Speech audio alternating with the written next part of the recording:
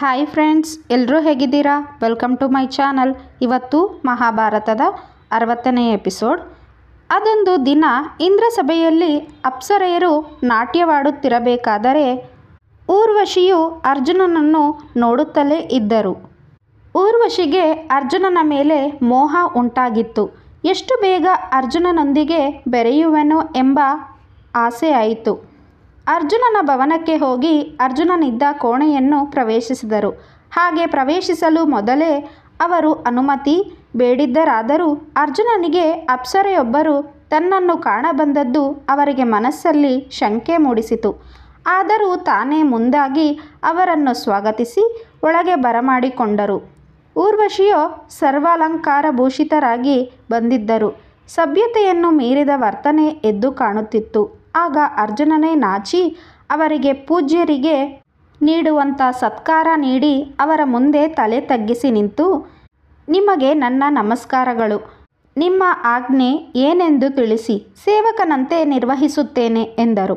ಊರ್ವಶಿ ಅರ್ಜುನನಿಂದ ಅಂತಹ ಮಾತು ನಿರೀಕ್ಷಿಸಿರಲಿಲ್ಲ. ಈಗಿನ ಅರ್ಜುನನ ವರ್ತನೆಯಿಂದ ಬೇಸರಗೊಂಡ ಅವರು ಕ್ಷಣಕಾಲ ಏನು ಹೇಳಬೇಕೆಂದು ತೋರದಂತಾಗಿ ಕಡೆಗೆ ಇಂದ್ರನ ಸಭೆಯಲ್ಲಿ ನಡೆದಿದ್ದು ಅರ್ಜುನನಿಗೆ ಮನವರಿಕೆ ಮಾಡಿದರು. ವೀರಶ್ರೇಷ್ಠನೇ, ನಾನು ನಿನ್ನನ್ನು ಕಂಡು ಮೋಹಿತಳಾಗಿರುವೆನು. ನಾನು ನಿನ್ನೊಡನೆ ಸ್ವಲ್ಪ ಕಾಲವಾದರೂ ಇರಲು ಆಸಕ್ತಳಾಗಿರುವೆನು. ಊರ್ವಶಿಯ ಮಾತುಗಳನ್ನು ಕೇಳಿ ಅರ್ಜುನ ಬಲು ಸಂಕಟಪಟ್ಟರು. ಅವರಲ್ಲಿ ಅಂತಹ ಯಾವುದೇ ಅಪೇಕ್ಷೆ ಇರಲಿಲ್ಲ.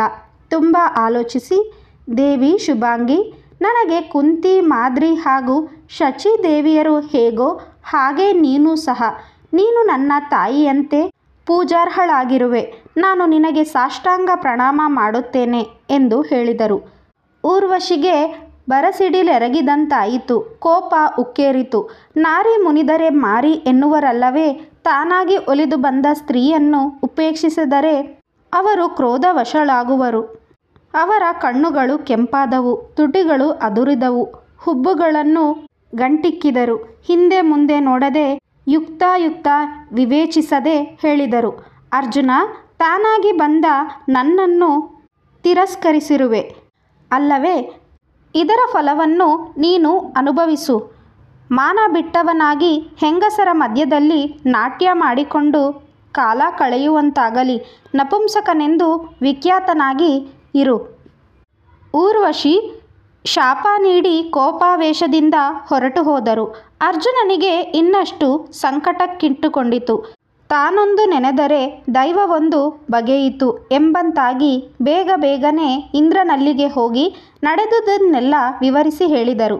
ಮಗು, ಸರಿಯಾಗಿಯೇ ನಡೆದು ಜಿತೇಂದ್ರಿಯತ್ವವನ್ನು ತೋರಿರುವೆ. ಚಿಂತಿಸಬೇಡ. ಇದು ನಿನಗೆ ಶಾಪ ಎನ್ನುವುದಕ್ಕಿಂತ ವರವೇ ಆಗಿದೆ. ಹೇಗೋ ವನವಾಸ ಕಳೆದ ಮೇಲೆ 1 ವರ್ಷ ಅಜ್ಞಾತವಾಸ ಮಾಡಬೇಕಲ್ಲವೇ? ಆಗ ನೀನು ಊರ್ವಶಿಯ ಶಾಪದಂತೆ ನಪುಂಸಕನಾಗಿ ಸ್ತ್ರೀಯರ ಮಧ್ಯೆ ಇದ್ದು ರಾಜಕುಮಾರಿಯರಿಗೆ ನೃತ್ಯ ಹೇಳಿಕೊಡುವ ಗುರುವಾಗಿ ಇರುವಿಯಂತೆ. ಶತ್ರುಗಳು ನಿನ್ನನ್ನು ಆಗ ಗುರುತಿಸಲಾರರು.